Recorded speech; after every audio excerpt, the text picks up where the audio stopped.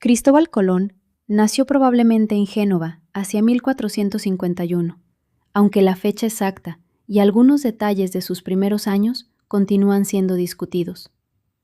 Su origen humilde no le impidió acercarse al mundo de la navegación. Desde joven estuvo relacionado con el comercio marítimo y con las rutas que conectaban los puertos del Mediterráneo con las costas atlánticas. El mar del siglo XV era un territorio de oportunidades y peligros. Los comerciantes buscaban nuevas rutas, los reinos competían por controlar los puertos, y los navegantes intentaban ampliar los límites de los mapas. Las tormentas podían destruir una nave en pocas horas, y los errores de cálculo podían dejar a una tripulación perdida en aguas desconocidas. Colón aprendió a navegar en el Mediterráneo y después participó en travesías atlánticas. Conoció las costas de Portugal, las islas atlánticas y las rutas que llevaban hacia África. En Lisboa, entró en contacto con marinos, cartógrafos y comerciantes que hablaban de tierras lejanas y de corrientes oceánicas. Su idea principal era sencilla en apariencia. Si la Tierra era redonda, podía alcanzarse Asia navegando hacia el oeste. El problema estaba en la distancia que Colón calculaba. Sus estimaciones eran demasiado pequeñas y se apoyaban en interpretaciones que muchos expertos consideraban equivocadas. Aún así, el proyecto podía resultar atractivo para una monarquía que buscaba competir con Portugal. Los portugueses habían avanzado por la costa africana y esperaban alcanzar las riquezas de Asia rodeando el continente. Castilla necesitaba una alternativa. Colón presentó su propuesta en distintas cortes. Portugal rechazó el proyecto después de estudiarlo. En Castilla, los reyes católicos también dudaron durante años. La empresa parecía costosa, arriesgada y basada en cálculos poco fiables. Pero Colón no abandonó. Insistió, negoció y esperó.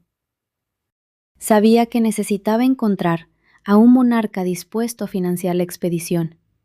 También sabía que, si triunfaba, no recibiría una recompensa pequeña.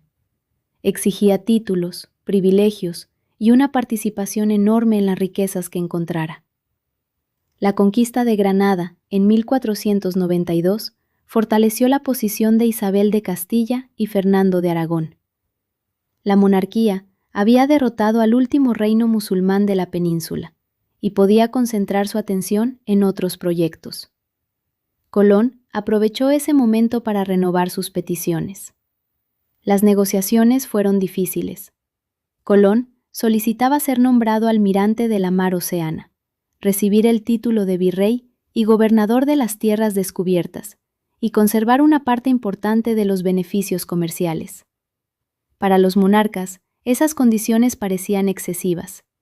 Finalmente, las capitulaciones de Santa Fe establecieron los términos de la empresa. Colón obtuvo títulos y privilegios extraordinarios. La corona aceptó financiar el viaje, aunque parte de los recursos procedían de armadores y autoridades locales. La expedición debía abrir una ruta hacia Asia, no conquistar un continente desconocido. Colón partió del puerto de Palos el 3 de agosto de 1492. La flota estaba formada por la Santa María, la Pinta y la Niña. A bordo viajaban marineros, soldados, intérpretes y hombres que esperaban encontrar riquezas. La travesía comenzó con una escala en las Islas Canarias. Después, las naves se internaron en el Atlántico. Durante semanas, navegaron hacia el oeste sin encontrar tierra. La tensión creció. Los marineros observaban cambios en el mar, restos de vegetación y aves que podían indicar la cercanía de una costa. Colón sabía que la tripulación temía no volver. Las provisiones estaban limitadas y nadie podía calcular cuánto duraría el viaje. El almirante registraba una distancia en sus documentos y comunicaba otra minera a los marineros para evitar el pánico. La incertidumbre alcanzó su punto máximo durante los primeros días de octubre. Las señales de tierra aumentaron, pero el horizonte continuaba vacío. La tripulación podía rebelarse si no aparecía pronto una respuesta. En la madrugada del 12 de octubre, Rodrigo de Triana avistó tierra desde La Pinta. La expedición había llegado a una isla del Caribe, probablemente Guanajaní, a la que Colón llamó San Salvador. El navegante creyó que se encontraba cerca de Asia. El error geográfico estaba a punto de cambiar la historia. Colón recorrió varias islas del Caribe convencido de que formaban parte de las proximidades de Asia. Se relacionó con comunidades indígenas y tomó nota de los paisajes, los productos y las posibles fuentes de riqueza. Su atención se concentró especialmente en el oro y en las rutas que podían conducir hacia grandes reinos. El contacto inicial combinó intercambios, curiosidad y desconfianza. Los europeos ofrecían objetos que resultaban llamativos para los habitantes locales. A cambio, recibían alimentos, información y pequeñas piezas de oro. Pero la presencia de hombres armados también introdujo una amenaza que cambiaría rápidamente la relación.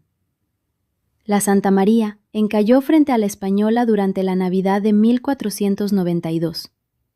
Colón decidió fundar allí un asentamiento con parte de la tripulación. Lo llamó la Navidad. La mayoría de los hombres esperaba que el almirante regresara pronto con refuerzos y riquezas.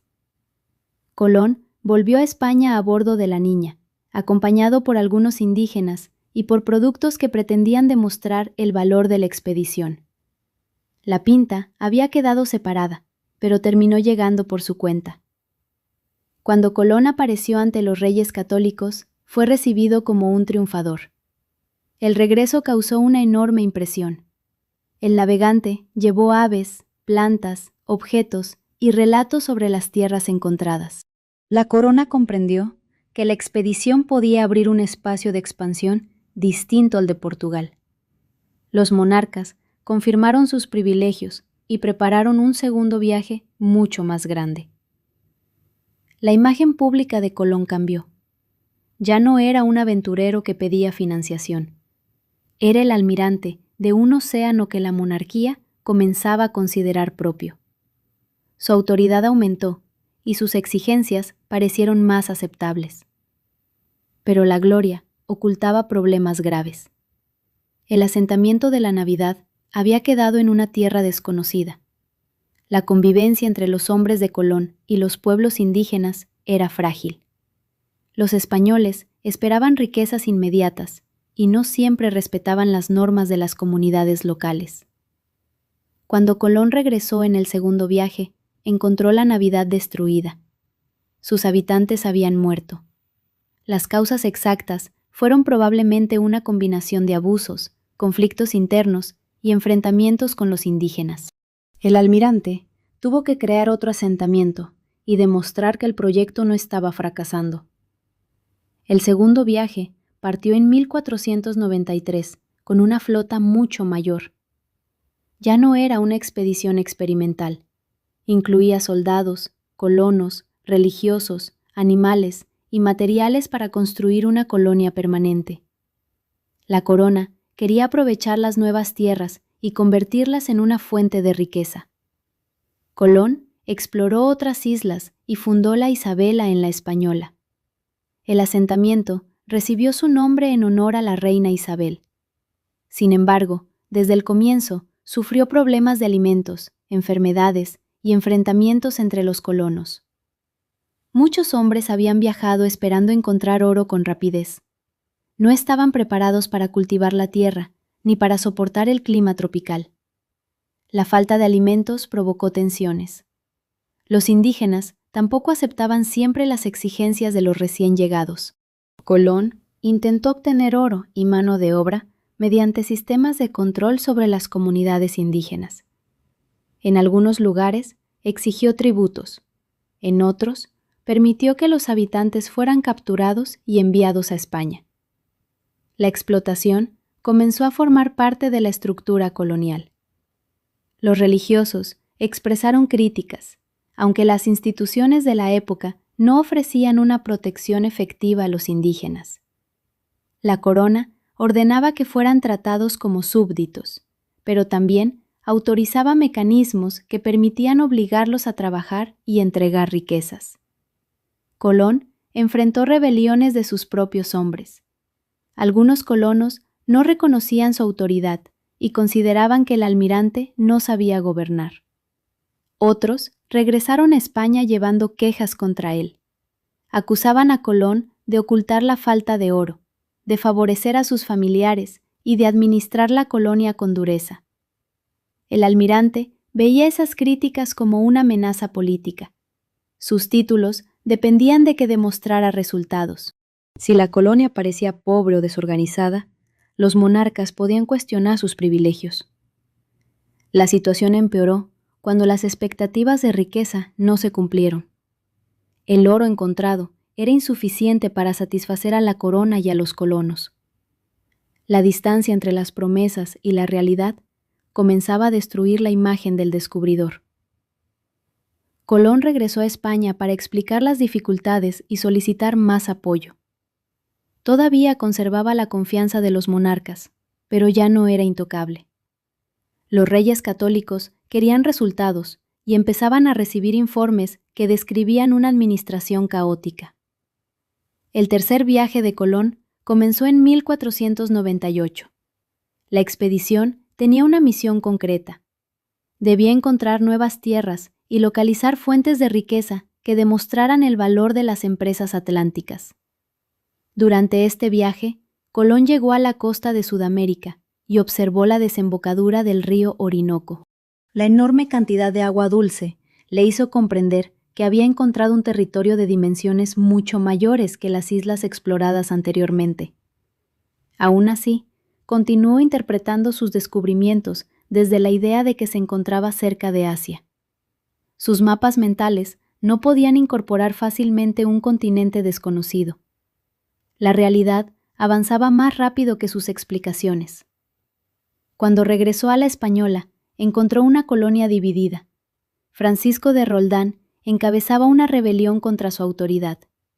Los colonos denunciaban los abusos de los hermanos Colón y rechazaban la disciplina impuesta por el almirante. Colón intentó negociar, pero también recurrió a la fuerza y a castigos. Concedió tierras y trabajadores indígenas a algunos rebeldes para recuperar su obediencia. Estas medidas reforzaron la estructura de explotación y aumentaron las acusaciones contra su gobierno.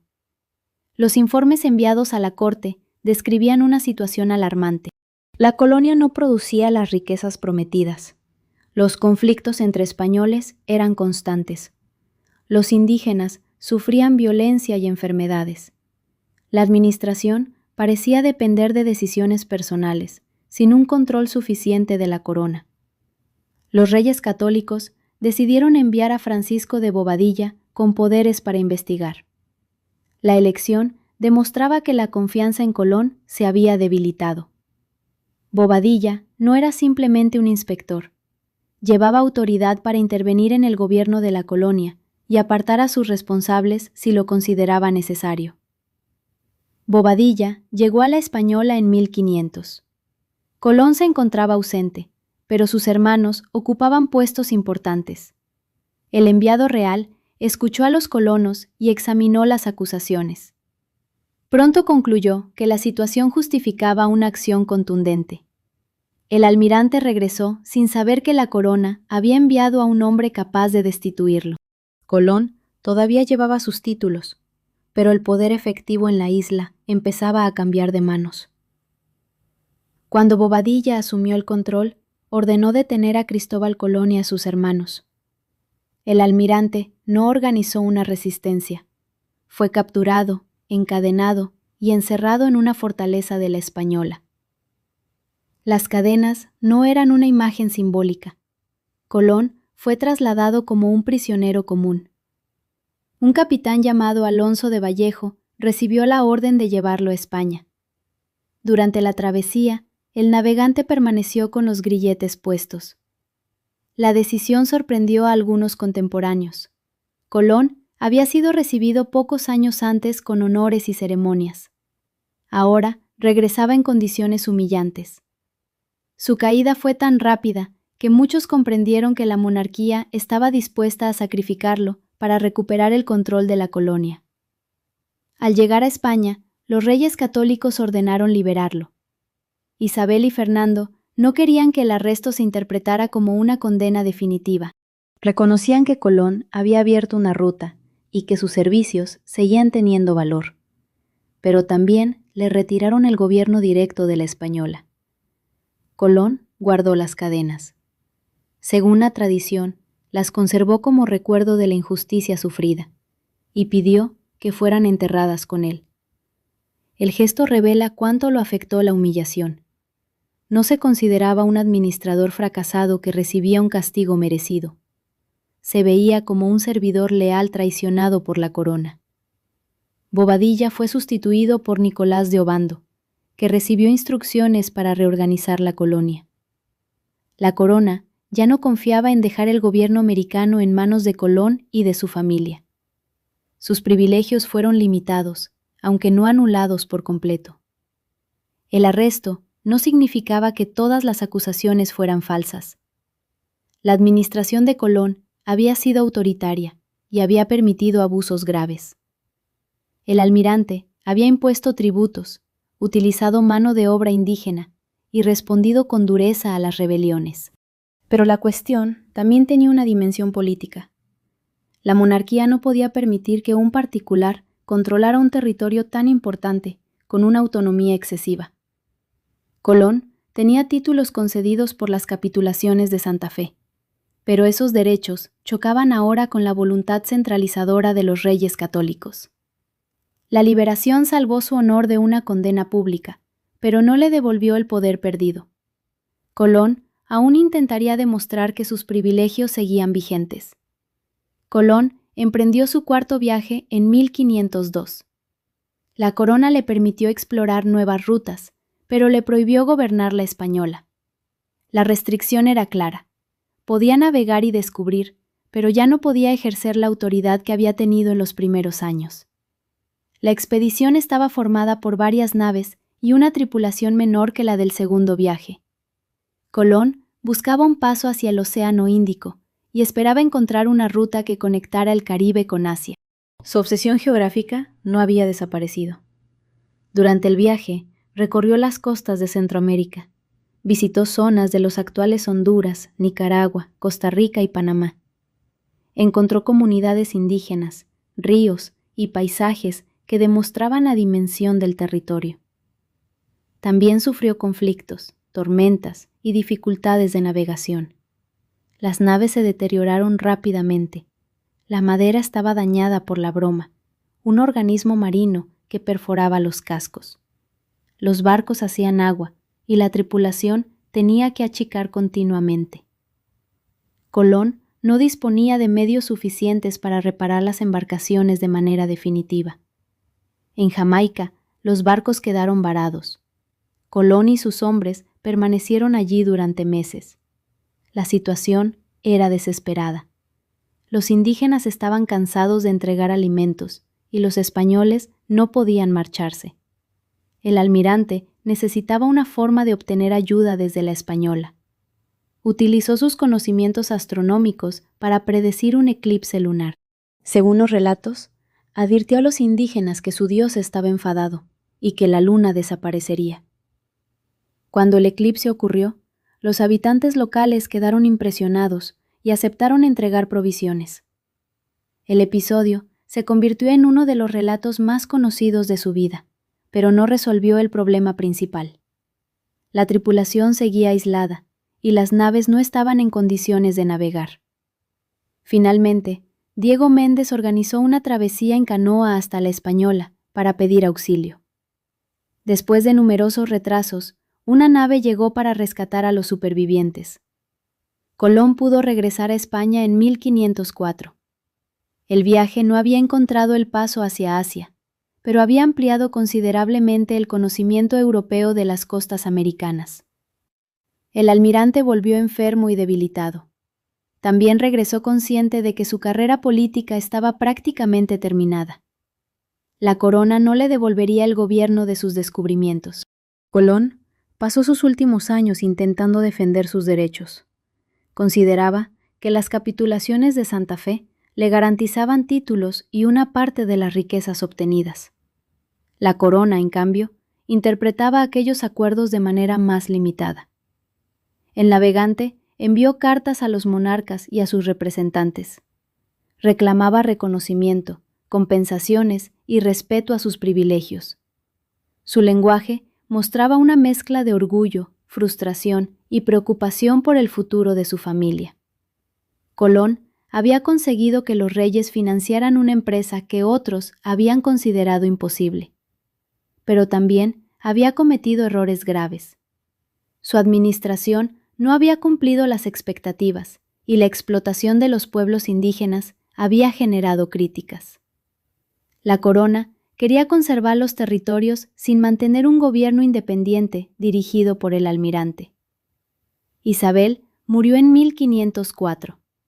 Su fallecimiento afectó profundamente a Colón, que había dependido de su apoyo. Fernando continuó gobernando en Aragón y mantuvo influencia sobre los asuntos americanos, pero la relación con el descubridor ya no era la misma. Colón murió en Valladolid el 20 de mayo de 1506. Tenía aproximadamente 54 años. Su muerte no recibió la importancia que tendría su figura en siglos posteriores. El almirante dejó títulos, deudas, disputas legales y una familia que continuaría reclamando sus derechos. Sus restos fueron trasladados varias veces. Primero fueron enterrados en Valladolid y después llevados a Sevilla. Más tarde fueron trasladados al Caribe. La discusión sobre el lugar definitivo de sus restos refleja la complejidad de su legado. Durante mucho tiempo, la historia europea lo presentó como un héroe de la navegación. Se destacó su valor, su perseverancia y su capacidad para convencer a los monarcas. Pero otras narraciones recordaron la violencia colonial, la captura de indígenas y el sistema de explotación que acompañó a sus viajes. El regreso encadenado ocupa un lugar esencial en esa contradicción. El hombre que abrió el camino a la expansión española también fue víctima de la autoridad imperial que había ayudado a extender. Colón creyó que sus títulos lo protegían. Descubrió que, frente a la voluntad de la corona, ningún privilegio era completamente seguro. La caída de Colón no se explica únicamente por la enemistad de sus rivales. Su gobierno en la Española había provocado conflictos reales. Los colonos denunciaban que favorecía a sus hermanos y que imponía castigos severos. Las comunidades indígenas soportaban tributos, trabajos forzados y violencia. El almirante actuaba dentro de una mentalidad propia de la expansión imperial de su tiempo. Consideraba que las tierras descubiertas podían ser reclamadas por la corona y que sus habitantes debían quedar sometidos a la autoridad española. La religión se utilizaba para justificar la conquista, mientras las riquezas definían el valor de los territorios. Los reyes católicos intentaron presentar la colonización como una empresa bajo control de la monarquía. Emitieron órdenes para proteger a los indígenas y regular su tratamiento, aunque esas disposiciones fueron incumplidas con frecuencia. La distancia entre las leyes y la realidad era enorme. Colón no inventó todas las prácticas coloniales, pero participó activamente en ellas. Envió indígenas a España, impulsó la búsqueda de oro y aceptó sistemas de trabajo que causaron sufrimiento. Su fracaso administrativo no lo convierte en el único responsable de la violencia, pero sí demuestra que sus decisiones tuvieron consecuencias concretas. La corona decidió apartarlo porque necesitaba asegurar el dominio directo sobre los territorios. Bobadilla fue una respuesta a la pérdida de control. Después, Obando continuó la expansión con sus propios métodos y también protagonizó campañas violentas. La sustitución de Colón no terminó con la explotación, cambió la persona que la dirigía. La fama del descubridor creció especialmente en siglos posteriores. Los relatos nacionales lo convirtieron en símbolo de audacia y progreso. Las celebraciones olvidaron durante mucho tiempo a las sociedades americanas que ya existían antes de su llegada. La revisión histórica ha obligado a observar el conjunto. Colón fue un navegante extraordinario y un administrador deficiente. Fue un hombre perseverante y también un agente de conquista. Fue víctima de una humillación política y al mismo tiempo responsable de decisiones que dañaron a otros. La imagen de las cadenas resume esa contradicción. Muestra que el poder podía elevar a un hombre y derribarlo con la misma rapidez. También recuerda que quien llega como representante de una monarquía puede convertirse en prisionero cuando la corona considera que ya no resulta útil. Colón nunca aceptó por completo la versión de sus enemigos. Hasta el final defendió sus derechos y creyó que había sido tratado injustamente. Su convicción explica su persistencia, pero también revela una dificultad para reconocer el daño provocado por sus propios actos. Cristóbal Colón regresó a España encadenado, porque la corona necesitaba recuperar el control de una empresa que se había vuelto demasiado importante para quedar en manos de su descubridor. Había fundado asentamientos, abierto rutas y reclamado territorios, pero no había conseguido gobernarlos con la estabilidad que los monarcas esperaban. El arresto fue una humillación, pero también una señal política. Los reyes católicos podían premiar a sus servidores mientras fueran útiles, y apartarlos cuando sus privilegios amenazaran la autoridad real. Colón descubrió que el título de almirante no lo colocaba por encima del poder de la monarquía. Su historia tiene dos caras que no deben separarse. Por un lado, fue un navegante persistente que defendió durante años una idea rechazada por muchos. Logró cruzar el Atlántico y conectó de manera permanente Europa y América. Por otro lado, participó en la conquista y en la explotación de pueblos que no habían pedido formar parte de un imperio extranjero. La imagen del héroe no puede borrar la del gobernador que permitió abusos. Tampoco la imagen del colonizador puede borrar sus conocimientos náuticos ni la importancia histórica de sus viajes. La verdad se encuentra en la tensión entre ambas realidades. Colón murió convencido de haber alcanzado las regiones orientales de Asia, o al menos de haber abierto el camino hacia ellas. Nunca aceptó plenamente que los territorios encontrados fueran un continente desconocido para Europa. Su error geográfico no disminuye la magnitud de sus viajes, pero sí muestra los límites de su interpretación. El mundo que dejó atrás ya no era el mismo. Las rutas atlánticas habían cambiado. Las monarquías europeas se preparaban para una expansión colonial sin precedentes, y las sociedades americanas enfrentaban una transformación devastadora. El descubrimiento para Europa significó invasión, conquista y enfermedad para muchos pueblos indígenas. Las cadenas que Colón conservó hasta su muerte se convirtieron en un símbolo de su caída. Tal vez las guardó como prueba de una injusticia, pero también pueden entenderse como la imagen de un hombre atrapado por el mismo sistema que había ayudado a poner en marcha. Quiso recibir honores, riquezas y autoridad. Obtuvo parte de ellos, pero no pudo conservarlos. Quiso que su nombre quedara unido a la gloria de la corona. Terminó demostrando que la gloria imperial podía ser tan cambiante como el viento del océano. Cristóbal Colón regresó a España encadenado, pero su historia no quedó encadenada a una sola interpretación. Fue explorador, almirante, colonizador, gobernador y prisionero.